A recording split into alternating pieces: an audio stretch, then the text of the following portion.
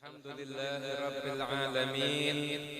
Allahumma salli wa sallim ala Sayyidina Muhammadin miftahi babi rahmatillah adada ma fi ilmillah salatan wa salaman daimaini bidawami mulkillah wa ala alihi wa sahbihi wa man wala wa man tabi'a sunnatahu wa qa'tada bihudah ila yaumi liqa'illah amma ba'du. Assalamualaikum warahmatullahi wabarakatuh.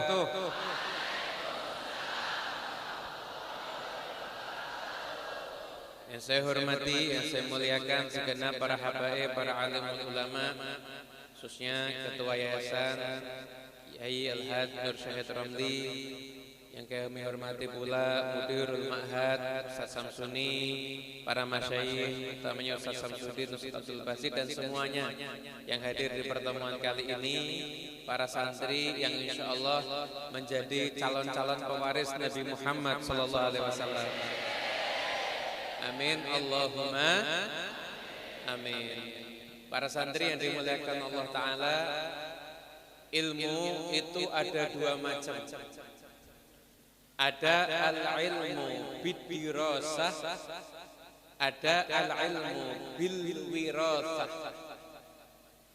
Al-ilmu bid-dirasah itu ilmu yang dikejar dengan cara kasbi, mujahadah.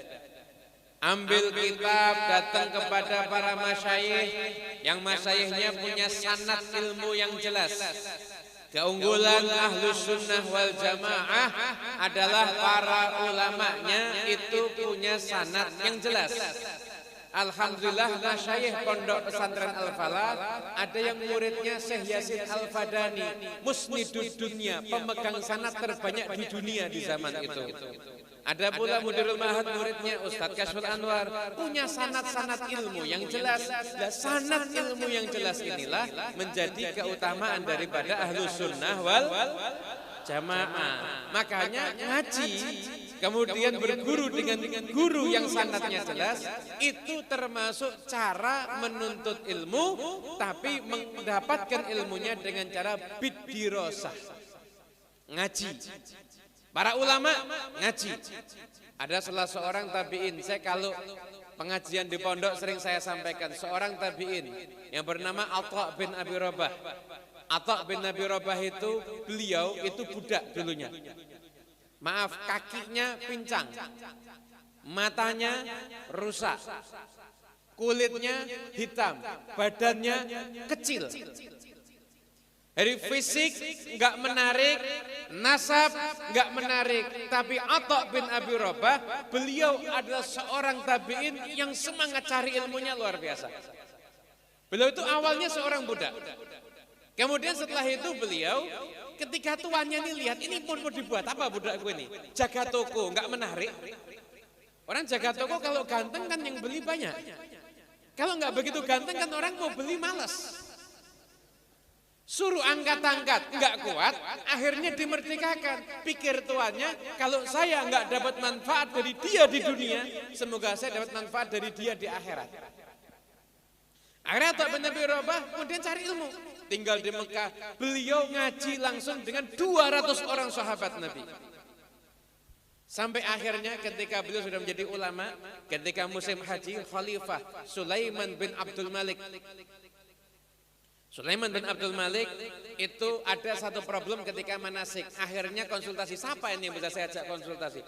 Oh, yang paling alim Atha bin Abi Rabah. Akhirnya Sulaiman bin Abdul Malik bersama dengan anaknya, bersama pula dengan ajudannya mendatangi Atha bin Abi Rabah.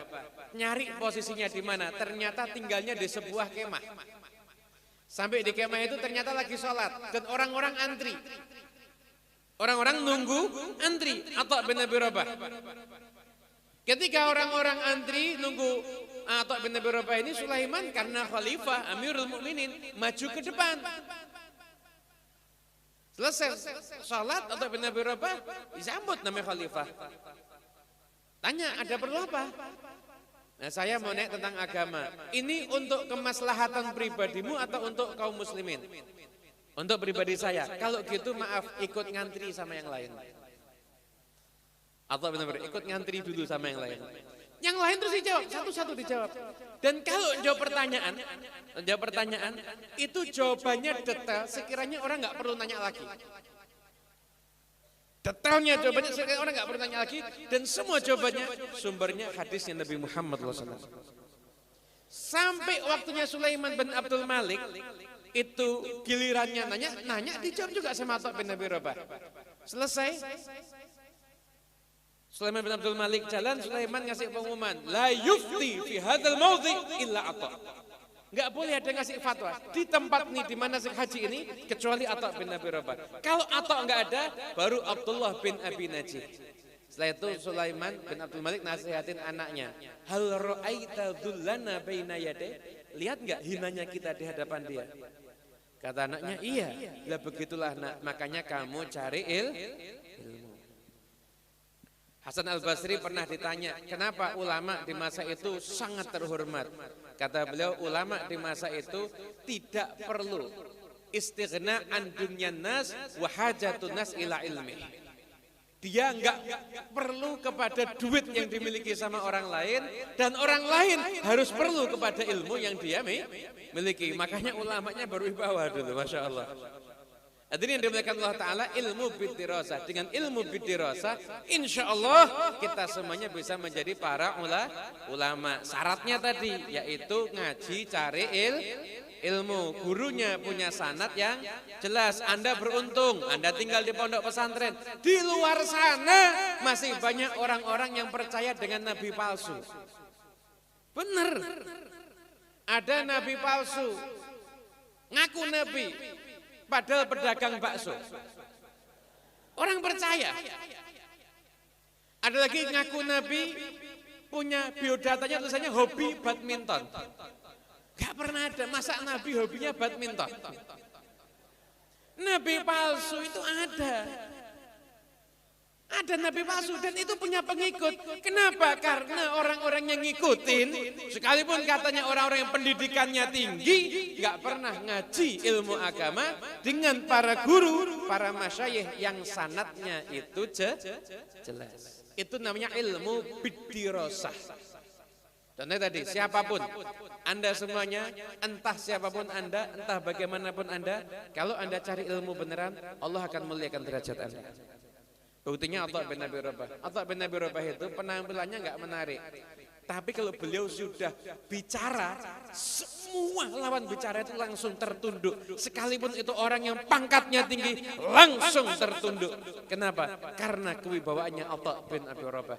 Ilmu itu membawa wibawa dengan suatu kewibawaan yang enggak dimiliki oleh harta, enggak dimiliki oleh pangkat, yaitu wibawa ilmu sebagai warisannya Nabi Muhammad SAW.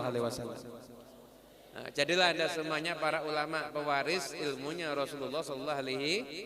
Mumpung ada di pondok pesantren, saya sampaikan, ngaji ilmu agama jangan nanggung. Sampai matang sekalian. Sesuatu yang nanggung itu biasanya membuat bingung. Yang tengah-tengah itu membuat bingung. Perempuan sekalian perempuan, laki sekalian laki. Coba kalau laki kayak perempuan, gimana? Mau jadi laki-laki tapi nanggung, kan bingung gitu. Nah kalau Anda laki beneran atau laki nanggung? Laki beneran atau laki nanggung? Beneran, kalau sudah cari ilmu ya cari ilmu beneran. Jangan keluar dari ma'had kecuali sampai gurunya yang bilang, cukup, silahkan kamu dakwah, silahkan kamu ngajar, silahkan kamu menyebarkan ilmu. Baru Anda keluar dari pondok pesantren, insya Allah jadi ulama yang ilmunya berkah.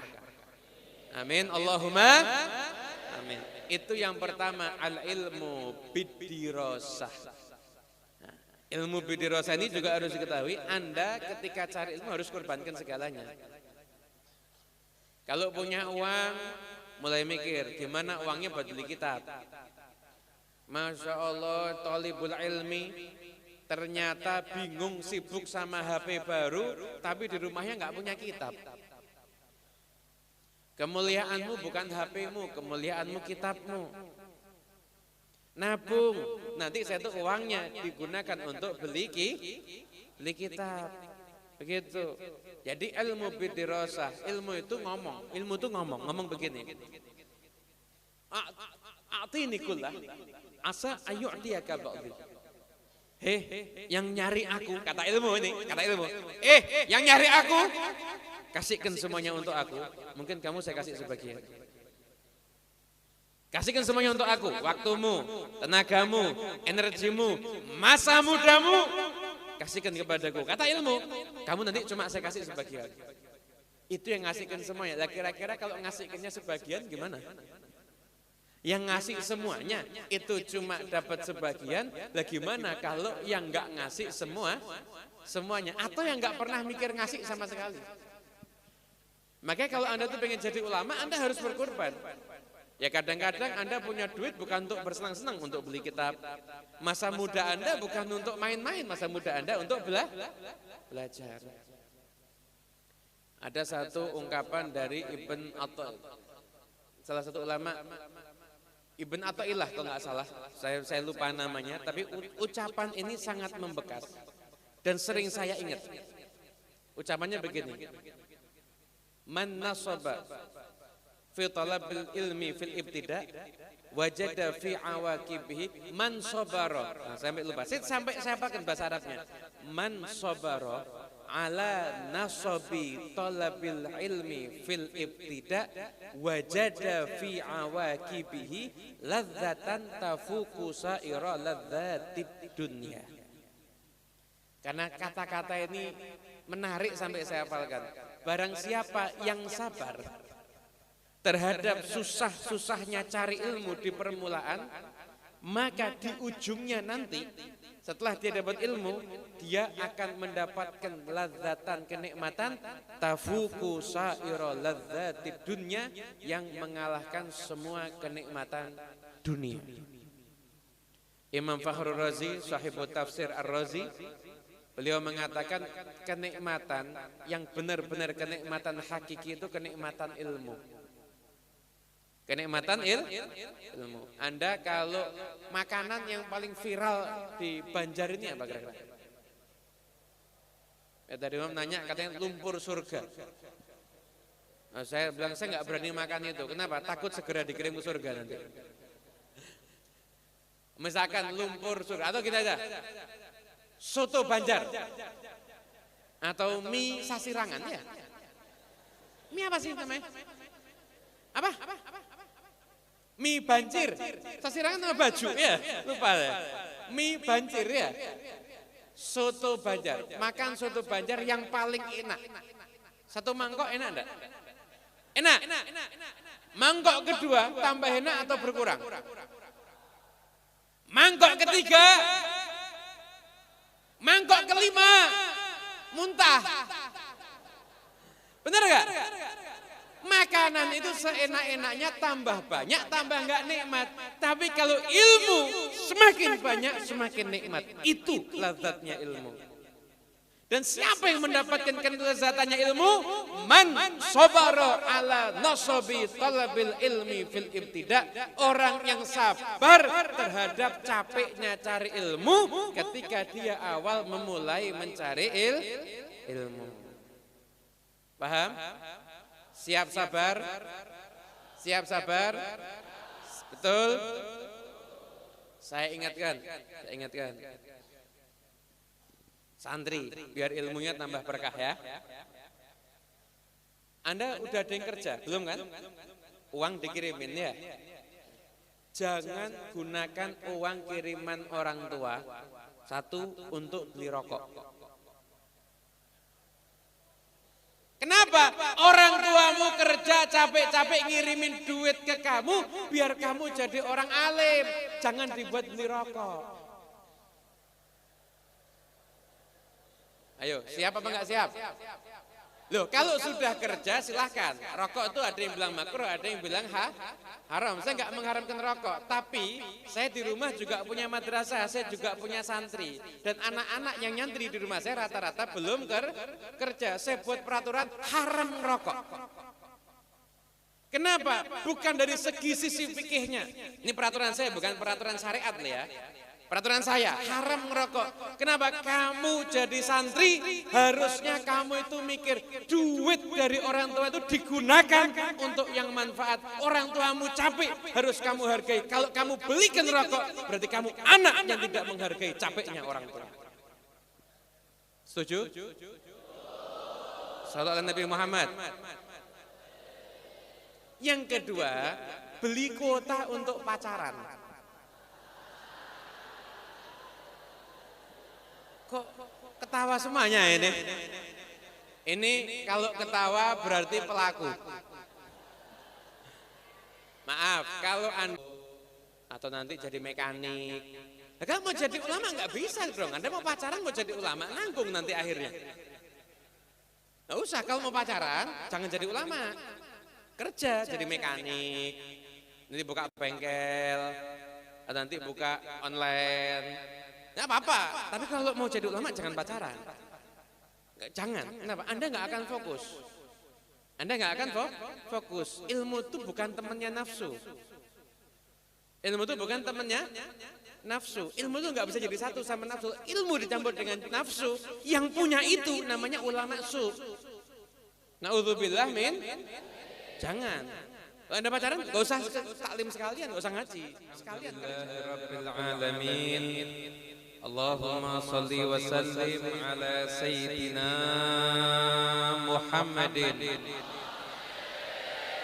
miftahi babi rahmatillah adada ma fi ilmillah salatan wa salaman daimaini bidawami mulkillah wa ala alihi wa sahbihi wa man wala wa man tabi'a sunnatahu wa qtada bihudah ila yaumi liqa'illah amma ba'du. Assalamualaikum warahmatullahi wabarakatuh.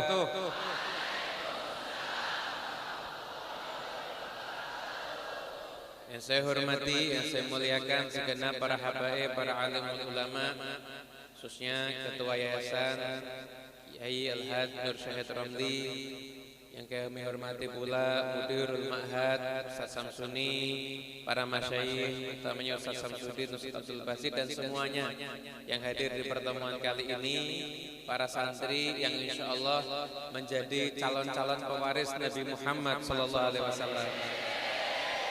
Amin Allahumma amin. Para santri yang dimuliakan Allah Ta'ala, ilmu itu ada dua macam.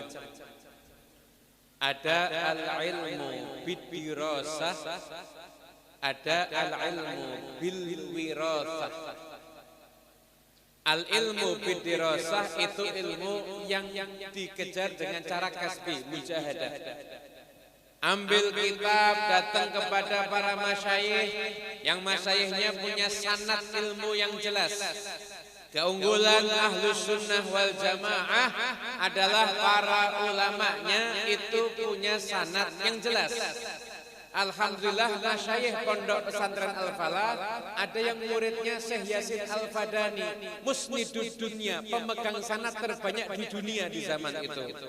Ada pula Mudirul Ma'had muridnya Ustadz Kashful Anwar, punya sanad-sanad ilmu yang jelas. Dan sanad ilmu yang jelas inilah menjadi keutamaan daripada Ahlus Sunnah wal Jamaah. Makanya ngaji, kemudian berguru dengan guru yang sanadnya jelas, itu termasuk cara menuntut ilmu, tapi mendapatkan ilmunya dengan cara bid-dirasah, ngaji. Para ulama ngaji. Ada salah seorang tabi'in, saya kalau pengajian di pondok sering saya sampaikan, seorang tabi'in yang bernama Atha bin Abi Rabah. Atha bin Abi Rabah itu, beliau itu budak dulunya. Maaf, kakinya pincang, matanya rusak, kulitnya hitam, badannya kecil. Dari fisik nggak menarik, nasab nggak menarik, tapi Atha bin Abi Rabah, beliau adalah seorang tabi'in yang semangat cari ilmunya luar biasa. Beliau itu awalnya seorang budak. Kemudian setelah itu beliau ketika tuannya nih lihat ini mau dibuat apa budak gue ini? Jaga toko, nggak menarik. Orang jaga toko kalau ganteng kan yang beli banyak. Kalau nggak begitu ganteng kan orang mau beli malas. Suruh angkat-angkat, nggak kuat, akhirnya dimerdekakan. Pikir tuannya, kalau saya nggak dapat manfaat dari dia di dunia, semoga saya dapat manfaat dari dia di akhirat. Akhirnya Atha bin Abi Rabah kemudian cari ilmu. Tinggal di Mekah, beliau ngaji langsung dengan 200 orang sahabat Nabi. Sampai akhirnya ketika beliau sudah menjadi ulama, ketika musim haji, Khalifah Sulaiman bin Abdul Malik. Sulaiman bin Abdul Malik itu ada satu problem ketika manasik. Akhirnya konsultasi, siapa ini yang bisa saya ajak konsultasi? Oh, yang paling alim Atha bin Abi Rabah. Akhirnya Sulaiman bin Abdul Malik bersama dengan anaknya, bersama pula dengan ajudannya mendatangi Atha bin Abi Rabah. Nyari posisinya di mana? Ternyata tinggalnya di sebuah kemah. Sampai di kemah itu ternyata lagi sholat dan orang-orang antri. Orang-orang nunggu antri Atha bin Abi Rabah. Ketika orang-orang antri nunggu Atha bin Abi Rabah ini, Sulaiman karena khalifah Amirul Mukminin maju ke depan. Selesai salat Atha bin Abi Rabah disambut namanya khalifah. Tanya, ada perlu apa? Nah, saya mau naik tentang agama. Ini untuk kemaslahatan pribadimu atau untuk kaum muslimin? Untuk pribadi saya, kalau gitu maaf ikut ngantri sama yang lain. Atau benar-benar ikut ngantri dulu sama yang lain. Yang lain terus dijawab, satu-satu dijawab. Dan kalau jawab pertanyaan itu jawabannya detail, sekiranya orang nggak perlu nanya lagi. Detailnya jawabannya sekiranya orang nggak perlu nanya lagi, dan semua jawabannya sumbernya hadisnya Nabi Muhammad SAW. Sampai waktunya Sulaiman bin Abdul Malik itu gilirannya nanya dijawab juga sama Atha bin Abi Rabah. Selesai, Sulaiman bin Abdul Malik jalan, Sulaiman ngasih pengumuman, la yufti fi hadzal maudhi illa Atha.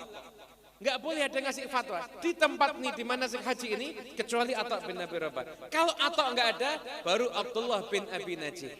Setelah itu Sulaiman bin Abdul Malik nasihatin anaknya, hal ra'aita dhullana baina yaday? Lihat enggak hinanya kita di hadapan dia? Kata anaknya, iya. Lah begitulah nak, makanya kamu cari ilmu. Hasan Al-Basri pernah ditanya, kenapa ulama di masa itu sangat terhormat? Kata beliau, ulama di masa itu tidak perlu istighna an dunyan nas wa hajatun nas ila ilmi. Dia enggak perlu kepada duit yang dimiliki sama orang lain, dan orang lain harus perlu kepada ilmu yang dia miliki. Makanya ulamanya berwibawa dulu, Masya Allah. Hadirin yang dimuliakan Allah Ta'ala, ilmu bidirasah. Dengan ilmu bidirasah, insya Allah kita semuanya bisa menjadi para ulama. Syaratnya tadi, yaitu ngaji, cari ilmu. Gurunya punya sanad yang jelas. Anda beruntung, Anda tinggal di pondok pesantren. Di luar sana masih banyak orang-orang yang percaya dengan nabi palsu. Benar. Ada nabi palsu, ngaku nabi, padahal pedagang bakso. Orang percaya. Ada lagi ngaku nabi, punya biodatanya tulisannya hobi badminton. Gak pernah ada, masa nabi hobinya badminton? Nabi palsu itu ada. Ada nabi palsu dan itu punya pengikut. Kenapa? Karena orang-orang yang ngikutin, sekalipun katanya orang-orang yang pendidikannya tinggi, gak pernah ngaji ilmu agama dengan para guru, para masyayikh yang sanadnya itu jelas. Itu namanya ilmu bidirasah.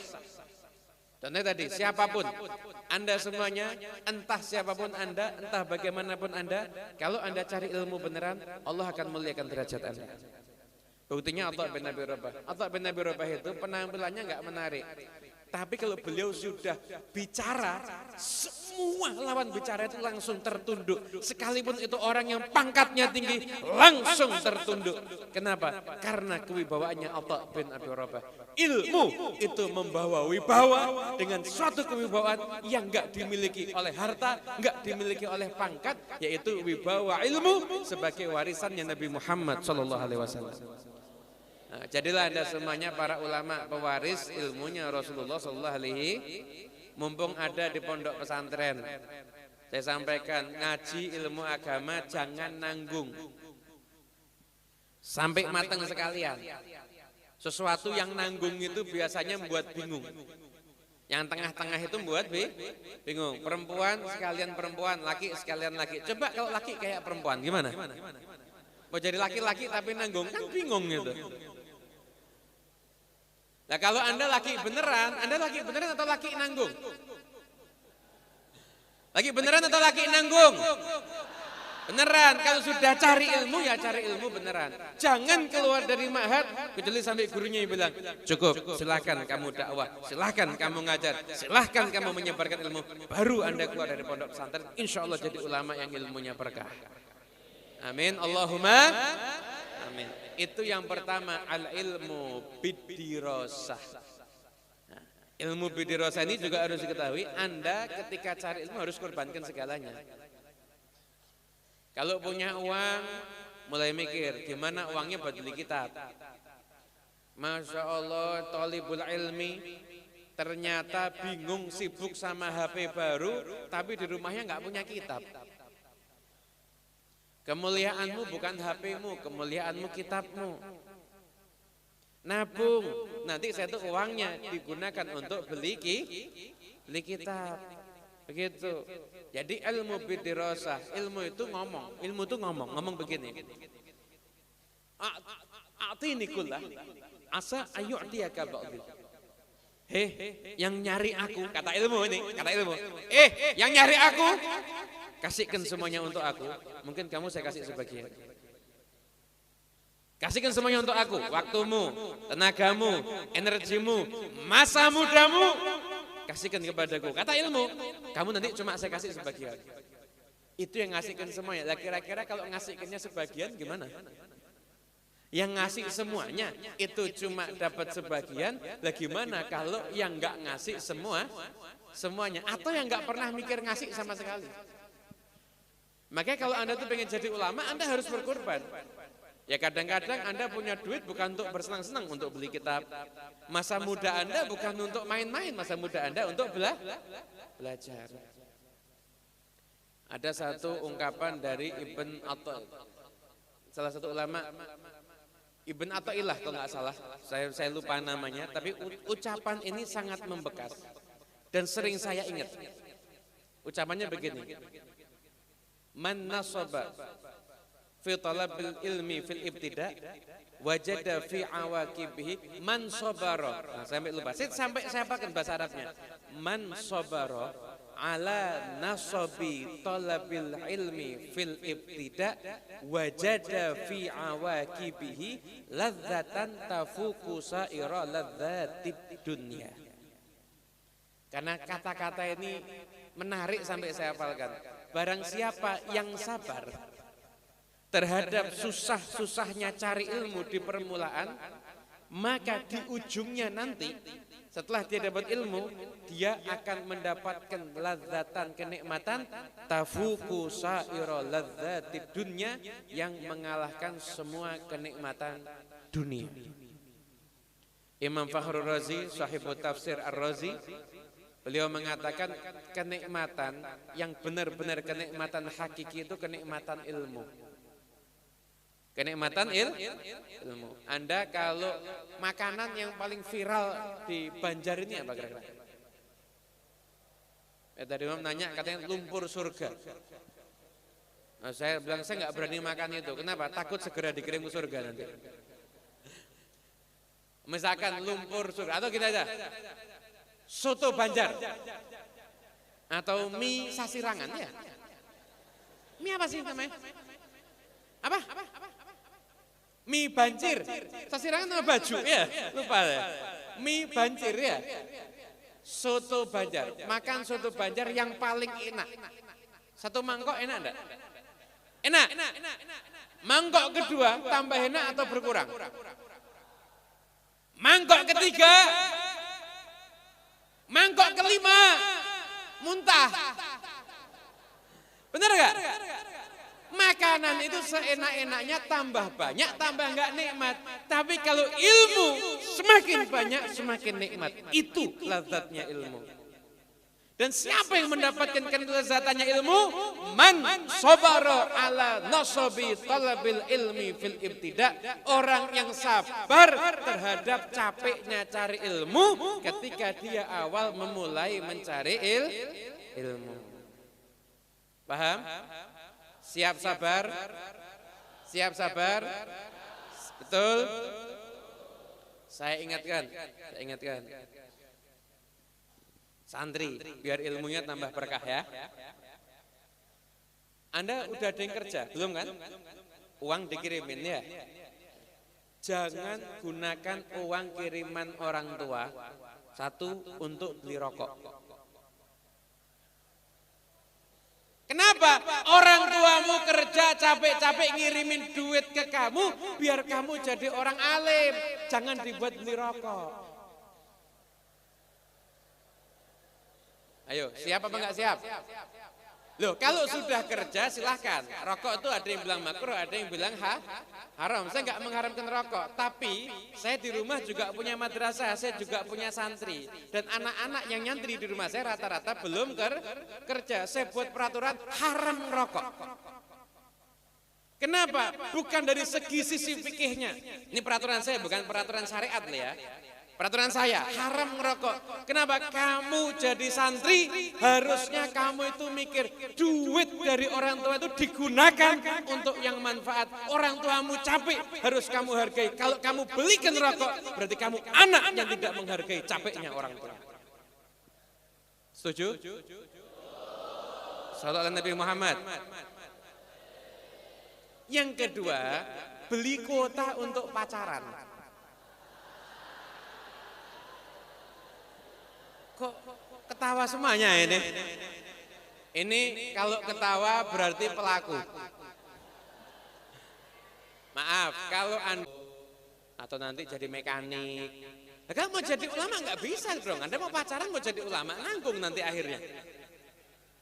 Nggak usah, kalau mau pacaran jangan jadi ulama. Kerja jadi mekanik. Nanti buka bengkel, atau nanti buka online. Nggak apa-apa, tapi kalau mau jadi ulama jangan pacaran.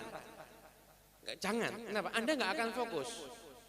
Anda nggak akan fokus. Ilmu itu bukan temannya nafsu. Ilmu itu bukan temannya nafsu. Ilmu itu nggak bisa jadi satu sama nafsu. Ilmu dicampur dengan nafsu. Yang punya itu namanya ulama su. Na'udzubillah min. Jangan. Kalau Anda pacaran, nggak usah taklim sekalian, nggak usah ngaji, sekalian kerja. Jadi beliau tuh pulang Jumatan mesti pakai baju rapi. Gurunya ngomong, WC-nya bersihkan. Ada 3 orang, yang 2 ganti baju baru bersihkan. Kiai Arwani langsung bersihkan seketika. Begitu ya seperti itu, gurunya manggil selesai bersihkan. Kamu pulang, insya Allah ilmumu barokah manfaat. Jadi ketika kamu bisa khidmat di satu perbuatan yang orang lain nggak ada yang mau, tapi kamu mau, di situ insya Allah kamu akan dapat futuh. Ilmu bil wirathah. Nah, termasuk juga ilmu bil wirathah adalah dengan banyak bersolawat pada Nabi Muhammad SAW.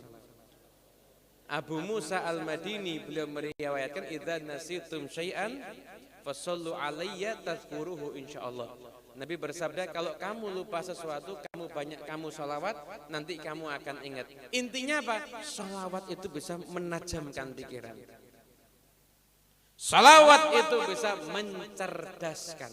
Baca solawat. Jangan sampai nggak baca solawat. Baca solawat. Solawat pada Nabi Muhammad SAW. Baca solawat. Ada seorang ulama namanya Sa'duddin At-Taftazani.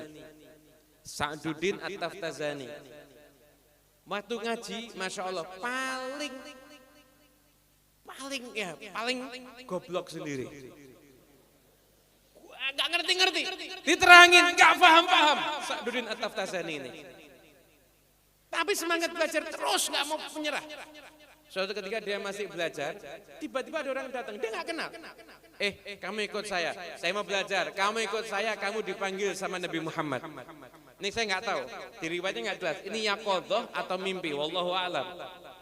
Kamu dipanggil sama Rasulullah. Kata dia, jangan main-main, saya ini santri goblok dipanggil sama Nabi, nggak mungkin. Kamu dipanggil Rasulullah, mau nggak?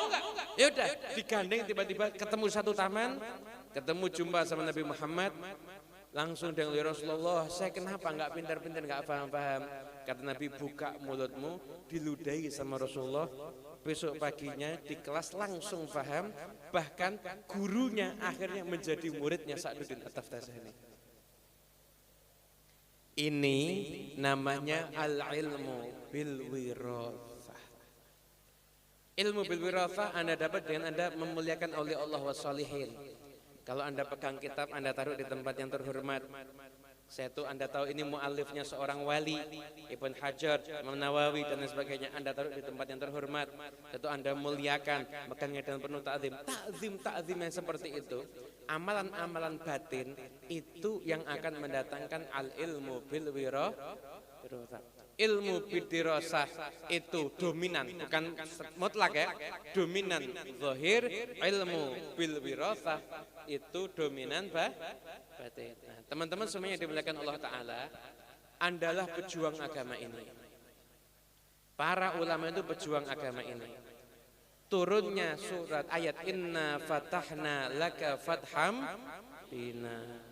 Itu asbabun nuzulnya, inna fatahna laka fatham mubina. Orang-orang kan nganggap itu Fathu Makkah ya. Ya kan? Ternyata sebagian sahabat mengatakan bukan Fathu Makkah.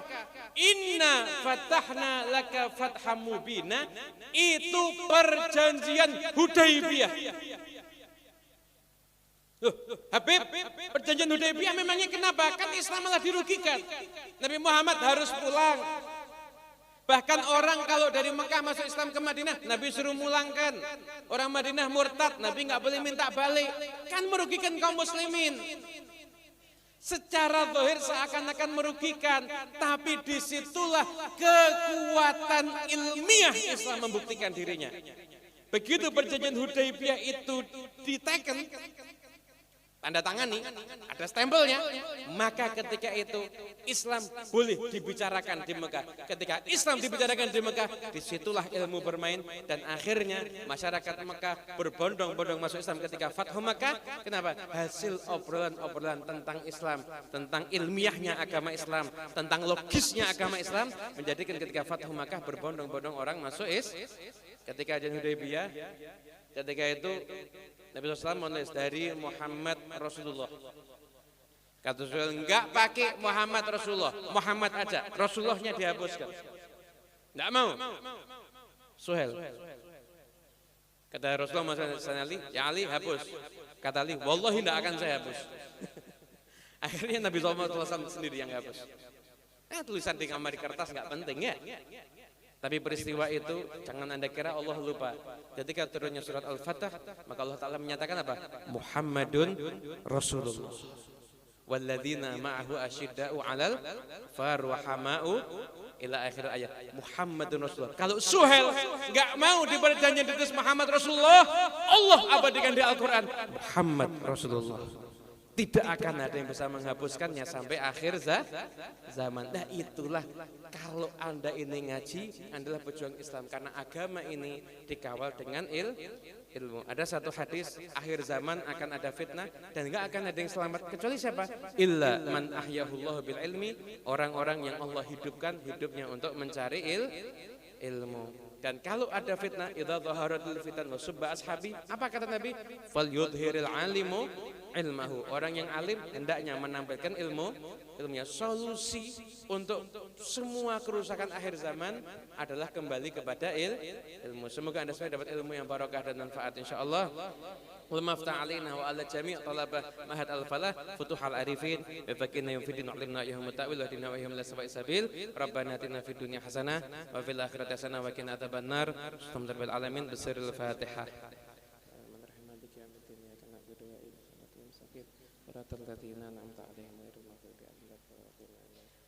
Saya mohon maaf, saya langsung keluar, saya nggak ngikuti acara sampai akhir. Doa penutup biar para masyayikh tanpa ngurangi rasa hormat kami, dan nggak usah ada yang berdiri salaman. Saya langsung ke mobil karena jam ini saya harusnya sudah masuk pesawat. Tapi saya masih berdiri di sini. Doakan bisa jalan ke sana lancar dan insya Allah nggak tertinggal pesawatnya. Jadi tetap duduk di tempat. Dan saya minta izin pada para masyayikh nggak ngurangin rasa hormat kami. Saya langsung melanjutkan perjalanan.